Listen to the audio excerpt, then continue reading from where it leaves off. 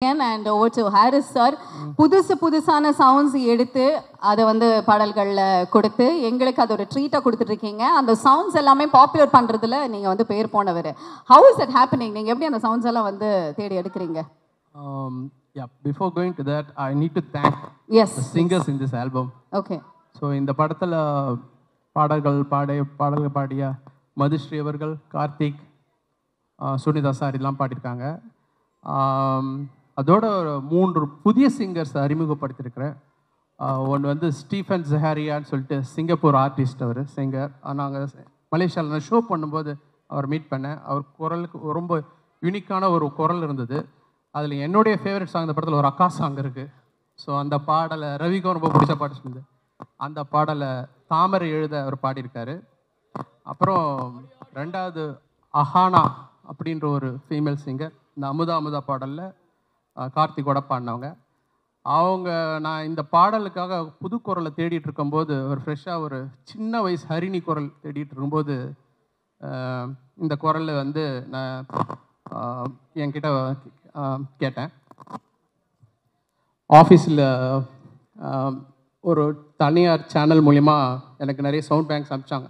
அந்த உங்களுக்கு டேலண்ட்ஸ் எல்லாம் வச்சுருப்பாங்களே அந்த கான்டெஸ்ட்லாம். நான் சொன்னேன், அந்த ஜெயித்தவங்களாம் வேணாம், ஆனால் ஃபைனல்ஸுக்கு போன 5 பேர் இருக்கிறாங்களே. ஏன்னா அதில் ஜெயிக்கிறவங்க பல காரணங்களால் தேர்ந்தெடுப்பாங்க. ஆனால் நம்மளுக்கு பிடிச்ச காரணம் வேறு இருக்கும், நம்மளுக்கு பிடிச்சவங்க கூட இருக்கும். ஸோ ஃபைனல்ஸ் வந்து 5 பேருமே எனக்கு அனுப்புங்கன்னு சொன்னேன் நான்.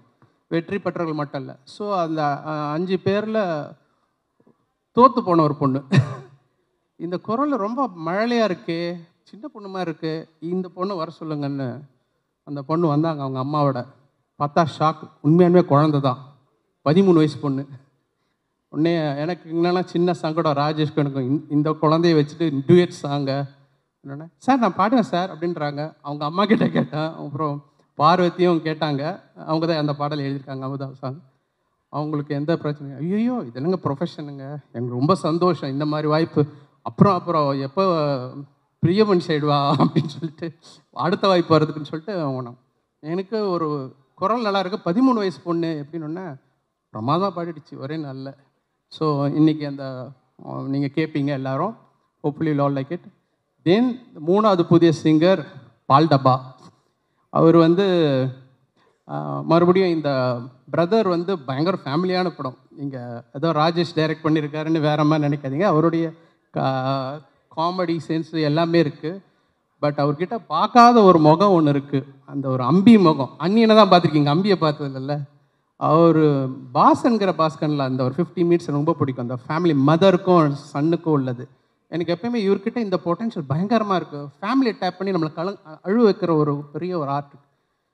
அதை இந்த படத்தில் அவர் கரெக்டாக கையாண்டிருக்கார். ஸ்டோரி சொல்லும்போது எனக்கு கரெக்டாக ஆஹா இதுதான் இந்த டைரக்டர். நம்ம எல்லோரும் ஒரு காமெடி டைரக்டராக பார்த்துருக்கோம். இந்த ஒரு கண்ணாடியிலலாம் ஃபுல் அண்ட் ஃபுல் காமெடி பண்ணியிருக்கோம். பட் இந்த படத்தில் பயங்கர எமோஷன். எனக்கு என்னென்னா அந்த கடைசி குட்டி சிங்கம்னு ஒரு கடைசியாக வந்த படம் ஃபேமிலி ஃபிலிம்லாம், அது வில்லேஜ் சப்ஜெக்ட். அதுக்கப்புறம் பார்த்தா சிட்டி சப்ஜெக்டில் பிரதர் தான் எனக்கு தெரிஞ்சு. ஒரு இது எப்படின்னா அது வாரக்கணக்கில் ஓடும்னு சொல்லுவாங்களே, ஒரு படம் 80%லேயே ஓடும், 100லாம் வராது, 75, 80, 80 போயிட்டே இருக்கும். அந்த மாதிரியான ஒரு படம் இது. இந்த படத்தில் எனக்கு ஒரு துள்ளலான ஒரு பாடல் வேணும், ஆடியன்ஸ் முன்னாடி பேசின மாதிரி கொண்டு வரணும்போது ஒரு ஃப்ரெஷ் வாய்ஸ் இருக்கலாம்னும் போது யூடியூப்பில் ஒரு சிங்கர் அனுப்பிச்சார் ஒரு லிங்க்கு. நான் அந்த பாட்டை பார்த்துட்டு கேட்டவுடனே இந்த குரல் நல்லா இருக்கானே, நம்ம பண்ணுற பாடலுக்கான குரல் இல்லையேன்னும் போது, உங்களுக்கு தெரியல, யூடியூப்பில் சாங் முடிஞ்சோன்னா அடுத்த இன்னொரு பாட்டு வரும், அதுவே சஜஸ்ட் பண்ணி வரும். அதில் தான் இந்த பையன் பால் டப்பா வந்துச்சு. அன்னீஸ்ன்னு சொல்லிட்டு இது யாரான்னு சொல்லிட்டு போனால் ஐன்னு வந்தோடனே அடாடாடாடா இந்த குரல் நல்லா இருக்குது, எனக்கு ரெக்கமெண்ட் பண்ணது யூடியூப் தான் அது. 2வது சரி இந்த பையனை வர சொல்லணும்னா எனக்கு எப்படி பிடிக்கிறதுன்னு தெரியாது. ஸோ ஒரு ஆஃப்ரோன்னு சொல்லிட்டு ஒரு மியூசிக் கம்போசர் இருக்கார், என்கிட்ட மியூசிக் ப்ரொடியூசர் இருந்தார். அவர்கிட்ட சொன்ன உடனே சாயங்காலமே கூப்பிட்டு வந்துட்டார். ராஜேஷ் இருந்தார். உடனே சார் எப்படி சார் பாட்டு எழுதலாம் சார்? நான் பொண்ணு டியூனே கம்போஸ் பண்ணல. உடனே செல்ஃபோன் எடுத்து செல்ஃபோனில் இந்த பீட்டை போட்டு ஒரு டியூனை நான் வாயில் பாடி காமிச்சு இதை டெவலப் பண்ணிட்டு வரணுன்னே அவர் எழுதிட்டு வந்தது தான் இந்த ஃபுல் சாங். அப்புறம் ராஜேஷும் அவர் உட்காந்தா இந்த மக்கா மிஷின்ற வார்த்தை பிடிச்சாங்க. நான் நினச்சேன் இந்த ஒரு மக்கா மிஷி ஒரு நல்ல ஒரு ஆந்தம், ஒரு சேப்பாக் ஆந்தம், ஒரு சிஎஸ்கே ஆந்தம் மாதிரி ஒரு ஃபீல் இருந்தது, உள்ள ஒரு ஃப்ளேர். அண்ட் அந்த வார்த்தை கேட்கும்போதே ஆஹா இது ஒரு அட்ரஸ் கிடச்சிருச்சு, இந்த படத்துக்கு 2வது டைட்டில் கிடச்சிருச்சு அப்படின்னு சொல்லிட்டு உள்ளே போனோம். அதுக்கு விட பெரிய சர்ப்ரைஸ் இவர் ஆடின டான்ஸு. இன்னொரு பாட்டம் நீங்கள் ஆடணும். ஸோ அதான் என்னோட நீங்கள் அவ்வளோ அருமையாக ஆடிருக்காரு. எல்லாருக்கும் என்ன ஃபேன்ஸ் எல்லோரும் இப்போ ரொம்ப நாள் கழித்து ஆடுறாரு. And that made that impact. So I thank Parvathi, Thamarai, wonderful contribution, and Rajesh, Sundar அவர்கள். ஸோ நீங்கள் இல்லைன்னா ஒன்றுமே கிடையாது. ஸோ நீங்கள் தான் தகப்பன் for the film. So and yes Jayam Ravi, amazing thing. கண்டிப்பாக இது பெரிய தீபாவளி உங்களுக்கு. தேங்க்யூ. மகாமஷி சாங் பற்றியும் நிறைய விஷயங்கள், படத்தை பற்றியும் சுவாரஸ்யமாக ஹாரிஸ் சார் இவ்வளோ நேரம் வந்து பேசுறது நாங்கள் எங்கேயுமே வந்து பார்த்தது கிடையாது. But it was so nice to hear you speaking sir. Thank you very much. பேசுறீங்களா சார் ஒரு சில வார்த்தைகள்? கண்டிப்பாக நிறைய இருக்குது பேசுறதுக்கு. ஐ மீன் அவர் வந்துட்டு இவ்வளோ பேச மாட்டார்னு தெரியும், இப்படி ஆடுவாரான்னு எனக்கு இன்னைக்கு தான் எனக்கு வந்து தெரியுது. Sir, had fun dancing with you. And இது more than fun, working with you is amazing. Because Engeyum Kadhal மாதிரி இன்றைக்கும் வந்து சவுண்ட் செக் போடுறதுக்கெலாம் அந்த சாங் தான் சார் போட்டு கரெக்டாக இருக்கா சவுண்ட்ஸ் அண்ட் செக் பண்ணுறாங்க இன்றைக்கி. அது வந்து நம்மளுடைய காம்பினேஷனாக இருக்கும் போது ரொம்ப சந்தோஷமாக இருக்குது. அண்ட் பிரதரில் வந்து மகாமேஷி வந்து எனக்கு லைஃப்பில் ஒரு மறக்க முடியாத ஒரு சாங்காக என்றைக்குமே எனக்கு இருக்கும், என் ஃபேன்ஸுக்கும் இருக்கும்னு நம்புகிறேன் நான். அண்ட் அண்ணன் வந்து சொன்ன மாதிரி அவர் ஒரு ஒரு அப்போ அண்ணன் யாருன்னு தெரியாது. அப்போ வந்துட்டு அந்த படத்தை பார்த்து பிடிச்சி போய் டேலண்ட்டுக்கு மரியாதை கொடுத்த ஒருத்தர் அவர். டைரக்டர் ஆகிறதுக்கு முன்னாடி டிஎஃப்டி ஃபில்மில் அந்த குவாலிட்டிக்கு மரியாதை கொடுத்த ஒருத்தர் அவர். அதுதான் இன்றைக்கும் அவருடைய வளர்ச்சிக்கு மிகப்பெரிய காரணம். ஆல் த பெஸ்ட் சார் லைஃப்பில். தேங்க்யூ. இந்த மேடை சரியான இடம். ஒரு சின்ன தகவல் சொல்லிக்கிறேன், பத்திரிகைக்கு ரொம்ப யூஸ்ஃபுல்லாக இருக்கும். என்னை முதல்ல மியூசிக் டைரக்டர் ஹாரிஸ் ஜெயராஜன் போட்டது மின்னலை படத்தில் கிடையாது. அதுக்கு முன்னாடி இவங்க அண்ணன் தான். அவர் செஞ்ச ஷார்ட் ஃபிலிமில் 1993 or 4 நினைக்கிறேன், கரெக்டாக? நான் அப்போ வந்து கீபோர்ட் பிளேயராக இருந்தேன். அப்போ அவங்க ஃபாதர் எடிட் மோகன் சார் எனக்கு தெரியும். அவர் படங்கள்லாம் நான் ஒர்க் பண்ணிருக்கேன். ஹிட்லர்லாம் நிறைய தெலுங்கில் பண்ணுவார். அப்போ அவர் பழக்கத்தில் அவர் மகன் அப்போ தான் டிஎஃப்டி பிடிச்சிருக்காரு, ஷார்ட் ஃபிலிம் பண்ணணுன்னு சொல்லி அனுப்பிச்சி வச்சு. இவரும் பாஸ்கரும் வந்தீங்க. ஒரு அருமையான அப்பயே அவர் தெரிஞ்சது is going to be promising director. நானும் வந்தேன் சார். அப்போ இப்படி இருந்தேன் நான். எங்கேயும் இருந்தீங்க. சுவாரஸ்யமான நிறைய விஷயங்கள், புதுசாக நாங்கள் கேட்காமே நீங்கள் வந்து சூப்பரான கான்டென்ட்ஸ் எல்லாம் கொடுத்துட்ருக்கீங்க. Thank you.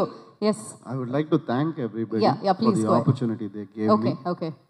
Starting from Rajesh sir, ரொம்ப தேங்க்ஸ் சார். இந்த மாதிரி நிறைய நல்ல படங்கள் நீங்கள் பண்ணணும்.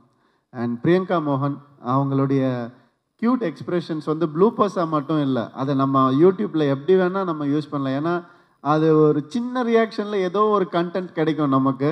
அந்த மாதிரி இந்த படத்தில் நிறைய இருக்குது. அண்ட் இது ஒரு அளந்து பண்ணக்கூடிய ஒரு சில பேரில் வந்துட்டு ரொம்ப அழகாக பண்ணுற ஒரு ஆர்டிஸ்ட் அவங்க.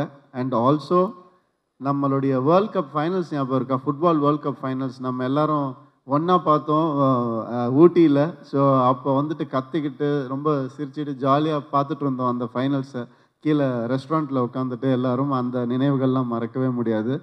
அண்ட் சரண்யா மேம் வந்துட்டு எப்படின்னா ஒரு பெரிய இன்ஸ்பிரேஷன். அவங்க ஒரு சின்ன ஷார்ட்டாக இருந்தால் கூட அதை வந்துட்டு ப்ரிப்பேர் ஆகி ஷார்ட்டுக்கு முன்னாடி அதை வந்து ஒரு ஜென் கான்சன்ட்ரேஷனில் வந்துட்டு அவங்க ப்ரொடியூஸ் பண்ணுவாங்க. அதெல்லாம் ஒரு பெரிய இன்ஸ்பிரேஷன்.